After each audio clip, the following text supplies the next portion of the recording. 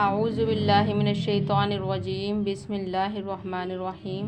رب اشرح لی صدری ویسر لی امری واحلل عقدۃ من لسانی یفقہوا قولی ربی زدنی علما ربی زدنی علما ربی زدنی علما۔ سورہ آل عمران کا چھٹا رکوع ہم پڑھ رہے ہیں۔ اس کی ایک آیت کل ہم نے کر لی تھی۔ اس آیت میں دراصل پچھلی ہی رکوع سے کنٹینیو تھا کہ اس میں آخر میں یہ فرمایا جا رہا تھا کہ وَمَكَرُوا وَمَكَرَ اللَّهُ وَاللَّهُ خَيْرُ الْمَاكِرِينَ، اور لوگوں کی ایک تدبیر ہوتی ہیں، یعنی بنی اسرائیل کی خفیہ تدبیروں کا یہاں ذکر کیا گیا تھا، پھر اس کے بعد اللہ تعالیٰ نے اپنی جو خفیہ تدبیر یعنی اپنی جو پلاننگ کی وہ سب سے، اللہ تعالیٰ کی پلاننگ جو ہوتی ہے وہ سب سے بڑھ کر ہوتی ہے۔ اور اب بنی اسرائیل کی کیا پلاننگ تھی؟ بنی اسرائیل کی یہ پلاننگ کی اپنی روش سے وہ باز نہیں آئے تھے۔ جو ان کی روش تھی کہ جتنے بھی ان کے پاس دعوت دین کا لے کے آئے تھے، جتنے بھی انبیاء تھے اور جتنے بھی رسول تھے، تو ان سب کا انہوں نے کفران کیا تھا، انکار کیا تھا۔ تو اس وقت بھی جو ہے حضرت عیسیٰ علیہ السلام کے ساتھ ایک اور بھی تھے، حضرت یحییٰ علیہ السلام، تو دونوں جو ہیں ان کو پیغمبروں کا انہوں نے انکار کر دیا۔ حضرت یحییٰ کا تو بتایا گیا کہ ان کو جو ہے وہاں اس وقت کی ایک وہ رئیس تھے، ان کی معشوقہ کی فرمائش پہ ان کا سر قلم کر کے ان کے سامنے پیش کیا گیا، اور حضرت عیسیٰ علیہ السلام کا بھی جو ہے انکار کیا گیا اور ان کو بھی تنگ کرتے رہے۔ تو اس میں پھر اللہ تعالیٰ نے جو ہے کیا ان کے خلاف پلاننگ کی کہ حضرت عیسیٰ علیہ السلام کو واپس بلا لیا۔ اس کے لیے لفظ استعمال ہوا تھا متوفی کا، اور بنی اسرائیل پر تا قیامت جو ہے وہ ذلت مقرر کر دی، ان کو تا قیامت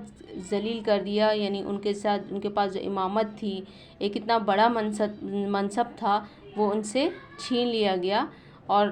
قیامت تک کے لیے ان کو ذلیل کر دیا گیا۔ اب یہاں پہ جو ہے اگلی آیت فَأَمَّا الَّذِينَ كَفَرُوا فَعَذِّبُهُمْ عَذَابًا شَدِيدًا فِي الدُّنْيَا وَالْآخِرَةِ وَمَا لَهُم مِّن نَاصِرِينَ۔ فَأَمَّا الَّذِينَ، اب یہاں پہ جن لوگوں نے کفر و انکار کی روش اختیار کی ہے، انہیں دنیا اور آخرت دونوں میں سخت سزا دوں گا، وہ کوئی مددگار نہ پائیں گے۔ اب کفر و انکار کی روش کس نے اختیار کی تھی؟ اس وقت بنی اسرائیل ہی تھے جنہوں نے کفر اور انکار کی روش اختیار کی، اپنے انبیاء کے ساتھ جو سلوک کیا، اس بنا پر فرمایا جا رہا ہے کہ دنیا اور آخرت دونوں میں سخت سزا دوں گا اور ان کو کوئی جو ہے مددگار نہ پائیں گے۔ اب یہاں دیکھا جائے تو کفر و انکار کی روش جو ہے یہ صرف اس وقت کی بات نہیں تھی کہ اس وقت بنی اسرائیل نے، یہ ہر زمانے کے لیے بات ہو رہی ہے کہ ہر زمانے میں جو بھی کفر و انکار کی روش اختیار کرے گا تو ان کے لیے دونوں دنیا میں بھی اور آخرت دونوں میں سخت سزا ہوگی، اور کوئی ان کا مدد کے لیے نہیں آئے گا، چاہے وہ دنیا میں کتنے ہی طاقتور پاورفل ہی کیوں نہ ہوں۔ پھر آگے فرمایا جا رہا ہے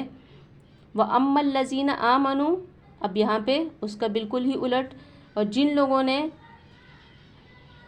نیک ایمان اور نیک عملی کا رویہ اختیار کیا، وَعَمِلُوا الصَّالِحَاتِ، اور نیک عمل کرتے رہے، فَيُوَفِّيهِمْ أُجُورَهُمْ، تو انہیں ان کے اجر پورے دے دیے جائیں گے، وَاللَّهُ لَا يُحِبُّ الظَّالِمِينَ،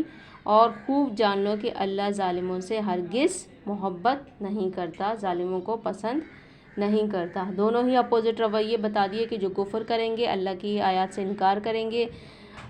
اللہ کے رسولوں کا انکار کریں گے، تو ان کے ساتھ کیا ہوگا دنیا اور آخرت میں، اور اس کے اپوزٹ جو ایمان لائیں گے، نیک عمل کریں گے، تو انہیں ان کا پورا اجر دیا جائے گا، اور اللہ تعالیٰ جو ہے ظالموں کو پسند نہیں کرتا۔ ذَلِكَ نَتْلُوهُ عَلَيْكَ مِنَ الْآيَاتِ وَالذِّكْرِ الْحَكِيمِ، اے نبی صلی اللہ علیہ وسلم، یہ آیات اور حکمت سے لبریز تذکرے ہیں جو ہم تمہیں سنا رہے ہیں۔ اب یہاں پہ نبی صلی اللہ علیہ وسلم کو مخاطب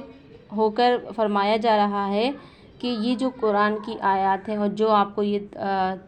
تذکرے سنا رہے ہیں، جو آیات سنا رہے ہیں، یہ سب کی سب اس میں حکمت ہے، کوئی نہ کوئی حکمت اس میں پوشیدہ ہے۔ اب آگے فرمایا جا رہا ہے إِنَّ مَثَلَ عِیسَىٰ عِندَ اللَّهِ كَمَثَلِ آدَمَ خَلَقَهُ مِن تُرَابٍ ثُمَّ قَالَ لَهُ كُن فَيَكُونُ، اللہ کے نزدیک عیسیٰ علیہ السلام کی مثال آدم علیہ السلام کی سی ہے کہ اللہ نے اسے مٹی سے پیدا کیا اور حکم دیا کہ ہو جا، اور وہ ہو گیا۔ اب یہاں پہ فرمایا جا رہا ہے کہ اگر ہم غور کریں اس وقت تو جو بنی اسرائیل کے جو تھے انکار کرنے والے لوگ، وہ تو یہ کہتے تھے حضرت عیسیٰ علیہ السلام کو جو ہے بن باپ کے پیدا ہوئے تھے، تو انہوں نے نعوذ باللہ اللہ کا بیٹا بنا لیا تھا کہ یہ اللہ تعالیٰ کی وہ خاص بندے ہیں جو بغیر باپ کے بیٹے ہوئے، تو اللہ کی طرف سے خاص آئے ہیں۔ تو اگر دیکھا جائے تو حضرت آدم علیہ السلام وہ تو بن ماں باپ ان دونوں کے بغیر ہی اللہ تعالیٰ نے ان کی مٹی سے تخلیق کی تھی اور حکم دیا کہ ہو جا، اور ہو گئے، وہ ان میں روح پھونک دی گئی۔ تو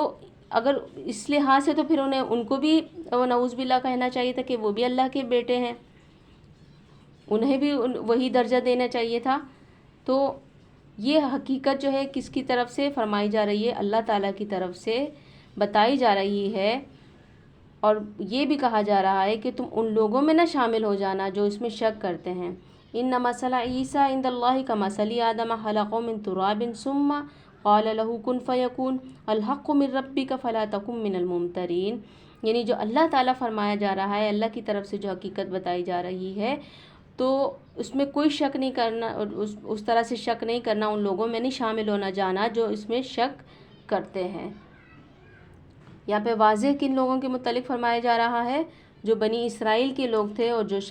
انہوں نے شک کیا نبی حضرت عیسیٰ علیہ السلام کے اس پہ، ان پہ پیدائش پہ، اور ان کو ایک جو ہے یہ سراسر اللہ کی طرف سے ایک معجزہ تھا، اختیار اللہ تعالیٰ کے ٹوٹلی اللہ کے اختیار میں تھا۔ اللہ تعالیٰ کسی بھی طرح سے انسان کو پیدا کر سکتا ہے، یہ سب کچھ اللہ کے اختیار میں ہے۔ فمن حاجک فیہ من بعد ما جاءک من العلم فقل تعالوا ندعو ابناءنا وابناءکم ونساءنا ونساءکم وانفسنا وانفسکم ثم نبتہل فنجعل لعنۃ اللہ علی الکاذبین۔ یہ علم آ جانے کے بعد اب جو کوئی اس معاملے میں تم سے جھگڑا کرے تو اے نبی صلی اللہ علیہ وسلم اس سے کہو کہ آؤ ہم اور تم خود بھی آ جائیں اور اپنے اپنے بال بچوں کو بھی لے آئیں، اور خدا سے دعا کریں کہ جو جھوٹا ہو اس پر خدا کی لعنت۔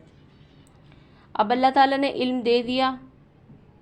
سچائی کا بتا دیا کہ سچ کیا ہے۔ اب پھر بھی یہاں پہ اگر تم سے اس معاملے میں کوئی جھگڑ رہا ہے تو نبی صلی اللہ علیہ وسلم کو مخاطب کر کے کہا جا رہا ہے کہ میں بھی آؤں، ہم بھی آئیں، تم بھی آؤ، جن جن کو لے کے آنا لے کے آؤ، اور اللہ سے ہم دعا کرتے ہیں کہ جو جھوٹ بولنے والا ہے اس پر اللہ کی لعنت ہو۔ اور یہ بالکل صحیح واقعات ہیں۔ ان ھذا لہو القصص الحق، یہ بالکل صحیح واقعات ہیں۔ وما من الہ الا اللہ وان اللہ لہو العزیز الحکیم، اور وہ اللہ ہی کی ہستی ہے جس کی طاقت سب سے بالا اور جس کی حکمت نظام عالم میں کار فرما ہے۔ فَإِن تَوَلَّوْا فَإِنَّ اللَّهَ عَلِيمٌ بِالْمُفْسِدِينَ، پس اگر یہ لوگ اس شرط پر مقابلے میں آنے سے منہ موڑیں تو ان کا مفسد ہونا صاف کھل جائے گا، اور اللہ تو مفسدوں کے حال سے واقف ہی ہے۔ اب یہاں پہ دیکھا جائے کہ جو بنیادی نکات جو ہے اس تقریر میں عیسائیوں کے سامنے پیش کیے گئے، ان کا خلاصہ جو ہے ہم اگر کہیں کچھ پوائنٹس کی صورت میں لیں تو اس طرح سے ہوگا کہ پہلا جو ہم ان کے ذہن نشین کرنے کی کوشش کی گئی ہے کہ جو انہوں نے حضرت عیسیٰ علیہ السلام کا جو ایک عقیدہ ان کے اندر موجود ہے کہ وہ جو ہے پیدا ہوئے ہیں، جس طرح سے ان کی پیدائش ہوئی ہے، تو یہ ان کا جو عقیدہ ہے وہ بالکل بھی صحیح نہیں ہے کہ دراصل وہ کیا تھے، وہ ایک انسان تھے جس کو اللہ تعالیٰ نے اپنی مصلحتوں کے تحت مناسب سمجھا کہ غیر معمولی صورت سے پیدا کریں، اور ایسے ایسے معجزے عطا کیے جو نبوت کی ہمیں علامت ہوں، نبوت کی نشانیاں ہوں اس میں، اور جو حق کا انکار کرنے والے تھے وہ اسے جو صلیب سے جو تھی وہ اس پر نہ چڑھانے دیں بلکہ اس کو اپنے پاس اٹھا لیں۔ اللہ کو اختیار ہے کہ اپنے جس بندے کو جس طرح چاہے استعمال کرے۔ اس غیر معمولی برتاؤ کو دیکھ کر یہ نتیجہ نکالنا کیسے صحیح ہو سکتا ہے کہ وہ خود مالک تھا یا مالک کا بیٹا تھا یا ملکیت میں اس کا کوئی شریک تھا۔ دوسری جو اہم بات یہاں پہ ان کو سمجھائی گئی ہے وہ یہ ہے کہ حضرت عیسیٰ علیہ السلام جس چیز کی طرف دعوت دینے آئے تھے یہ وہی چیز تھی جس کی طرف محمد صلی اللہ علیہ وسلم دعوت دے رہے ہیں، اور دونوں کے جو مشن ہے اس میں کوئی بھی ذرہ برابر بھی فرق نہیں ہے۔ تیسرا جو نقطہ یہ ہے اس تقریر کا کہ حضرت عیسیٰ علیہ السلام کے بعد ان کے حواریوں کا مذہب بھی یہی اسلام ہی تھا جو قرآن پیش کر رہا ہے۔ بعد کی جو عیسائیت تھی نہ اس تعلیم پر قائم رہی جو حضرت عیسیٰ علیہ السلام نے دی تھی، اور نہ اس مذہب کی پیرو رہی جس کا اتباع مسیح علیہ السلام کے جو حواری کرتے تھے۔ یہ بعد میں اس میں ساری چینجز ہوئی تھیں۔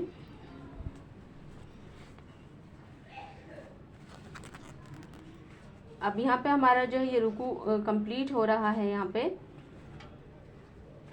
اور یہاں پہ ایک اور چیز ہم ایک اور پوائنٹ بھی لے لیں کہ نبی صلی اللہ علیہ وسلم کی سیرت، آپ صلی اللہ علیہ وسلم کی تعلیم، آپ صلی اللہ علیہ وسلم کی کارناموں کو دیکھ کر جو اکثر اہل وفد اپنے دلوں میں جو نبی صلی اللہ علیہ وسلم کے پاس وفد آتے تھے مختلف، جیسے نجران کا جو وفد آیا تھا، اور ان کے جو تھے ان کے جو دلوں میں ایک وہ تھا شکوک و شبہات تھے، وہ کسی حد تک کم ہو جاتے تھے یا ختم ہو جاتے تھے۔ اور جب ان سے کہا گیا کہ اچھا اگر تمہیں اپنے عقیدے کی صداقت کا پورا یقین ہو تو آؤ ہمارے مقابلے میں دعا کرے کہ جو جھوٹا ہے اس پر خدا کی لعنت ہو، تو ان میں سے کوئی بھی اس مقابلے کے لیے تیار نہیں ہوا، جو ابھی ہم نے اس رکوع کی آخری آیت میں پڑھا۔ اور پھر اس طرح سے یہ بات تمام عرب کے سامنے کھل گئی کہ جو نجرانی جو مسیحیت کے پیشوا تھے، پادری تھے، جن کے تقدس کا سکہ دور دور تک رواں ہے، دراصل ایسے عقائد کا اتباع کر رہے ہیں جن کی صداقت پر خود بھی انہیں کامل اعتماد نہیں ہے۔ یہاں پہ ہمارے رکوع کمپلیٹ ہو گیا۔ اللہ تعالیٰ سے دعا ہے کہ اللہ تعالیٰ ہمیں اسے صحیح سے سمجھنے والا اور دوسروں تک پہنچانے والا بنائے۔ وآخر دعوانا الحمد للہ رب العالمین۔